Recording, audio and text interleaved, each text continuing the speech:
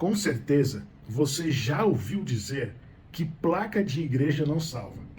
Arrisco em dizer que, em alguma discussão, em algum momento, você até usou esta afirmação, de que placa de igreja não salva. Mas será que é isso mesmo? Você pode me acompanhar? Posso ler uns versos bíblicos e vamos ver se realmente isso faz sentido? Será que placa de igreja não salva mesmo? Me acompanhe. E eu quero ler um primeiro texto com você que está no livro de Jeremias, no capítulo 21 e o verso 8, que diz o seguinte: A este povo dirás, assim diz o Senhor, eis que ponho diante de vós o caminho da vida e o caminho da morte. Ou seja, há dois caminhos. O primeiro, o caminho da vida. O segundo, o caminho da morte. Fica comigo. Vamos ler mais um texto.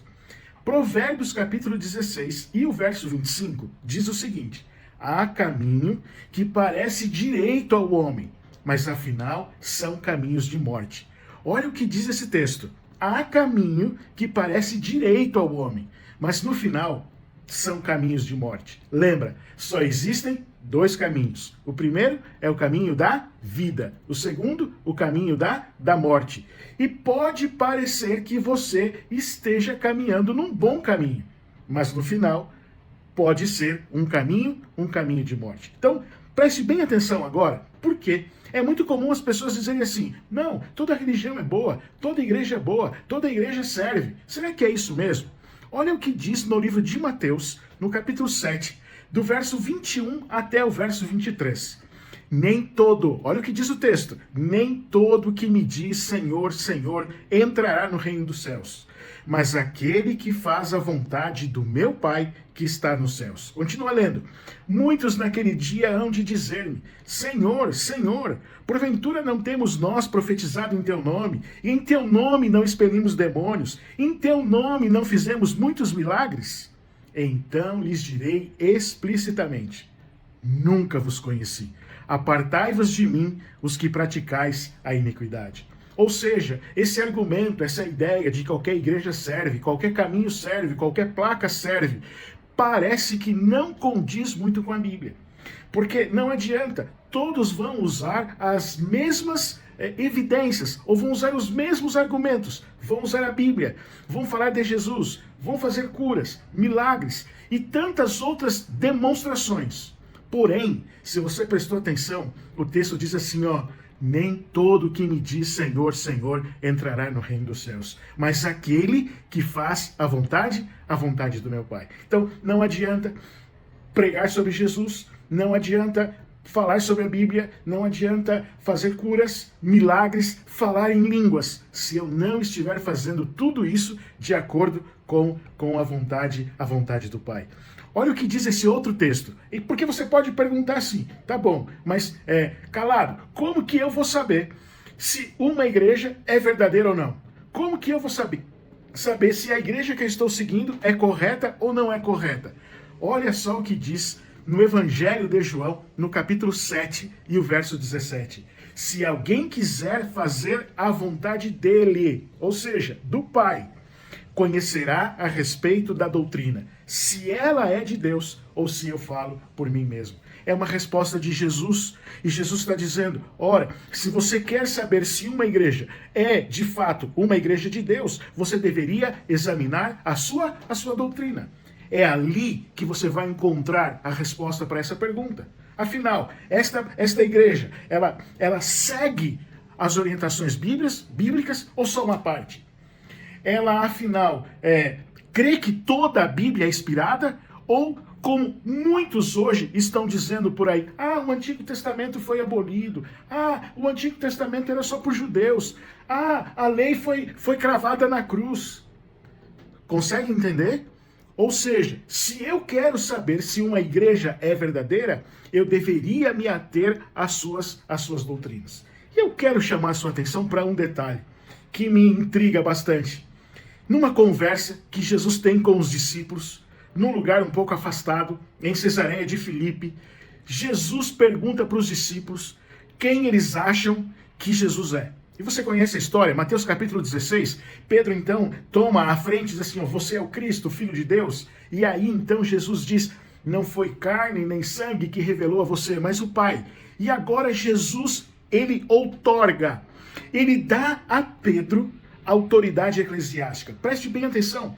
Não são muitas pessoas que falam sobre isso. Mas eu quero ler com você o texto de Mateus capítulo 16 e o verso 19. Porque nesse texto, Jesus está conferindo a Pedro, ele está dando a Pedro autoridade eclesiástica. O texto, Mateus capítulo 16, verso 19, diz o seguinte: eu lhe darei as chaves do reino dos céus. E o que você ligar na terra terá sido ligado nos céus. E o que você desligar na terra terá sido desligado nos céus. Consegue entender o que está escrito aqui? Que Jesus ele está conferindo autoridade a Pedro, e é uma autoridade eclesiástica, porque nesse mesmo contexto ele diz que ele vai fundar a sua igreja e que as portas do inferno não prevalecerão contra ela. Ou seja, o texto ele está justamente atrelado a esta ideia de igreja. O que nós temos aqui é Jesus conferindo a Pedro a autoridade eclesiástica. E a pergunta que eu faço para você é: depois que os discípulos morreram, depois que Pedro morreu, qual é a igreja que tem esta autoridade? Qual é a igreja que agora detém as chaves daquilo que está escrito ali, de poder ligar na terra e ligar no céu, desligar na terra e desligar no céu? Será que são todas as igrejas? Ora, se todas as igrejas detêm esse poder, se todas as igrejas detêm esta chave e têm esta autoridade eclesiástica de ligar a terra ao céu, então tá tudo certo, ok, placa de igreja não salva e tá tudo bem. Porém, se nós entendermos que não são todas as igrejas que têm esta autoridade, aí você há de convir comigo que placa de igreja exerce uma função, sim, em nos guiar no caminho que leva para o céu.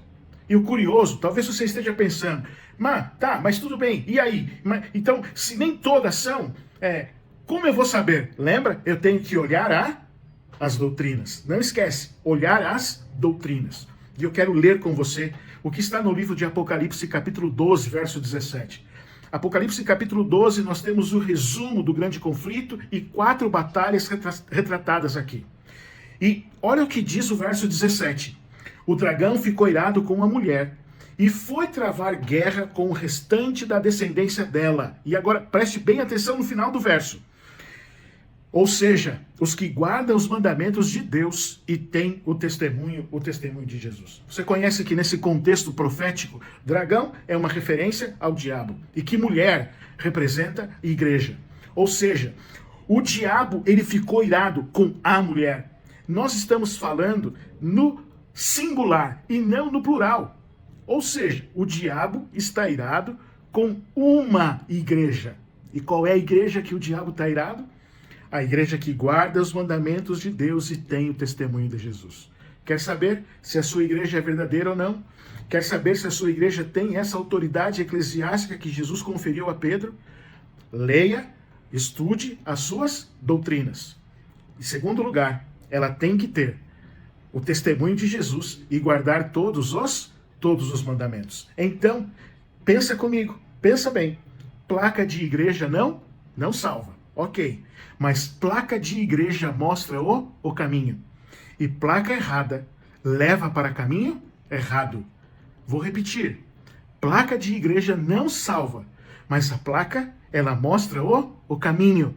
E placa errada nos leva para caminhos errados. Ou seja, existe sim uma importância muito grande na placa da igreja.